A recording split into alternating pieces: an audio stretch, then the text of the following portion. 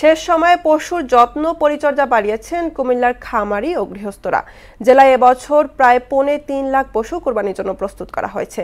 চোরাই পথে গরু না আসলে ন্যায্য মূল্য পাওয়ার আশা বিক্রেতাদের। এ ব্যাপারে কঠোর নজরদারির কথা জানিয়েছেন জেলা প্রাণী সম্পদ কর্মকর্তা শাহাবুদ্দিনের তথ্য চিত্রে ডেস্ক রিপোর্ট। কুমিল্লা জেলার ১৭টি উপজেলায় এবছর ৩.৫ লাখ পশু কোরবানির জন্য প্রস্তুত করা হয়েছে। জেলায় চাহিদার তুলনায় বেশি পশু লালন পালন হয়েছে। ভালো দামের আশায় শেষ সময়ে পশুর যত্ন পরিচর্যা বাড়িয়েছেন খামারি ও গৃহস্থরা।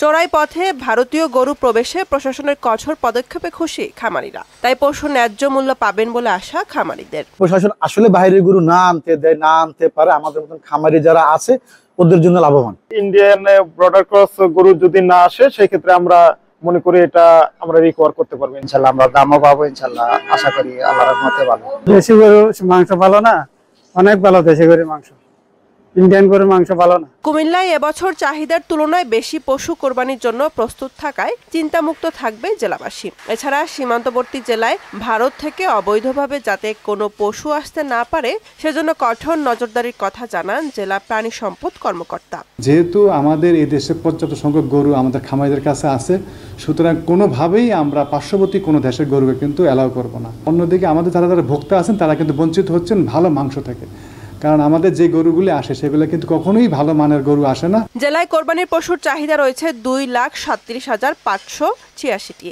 চাহিদা মিটিয়ে প্রায় 25,000 পশু অন্য জেলায় পাঠানো হবে। বুশরাত জাহান, মোহনা সংবাদ।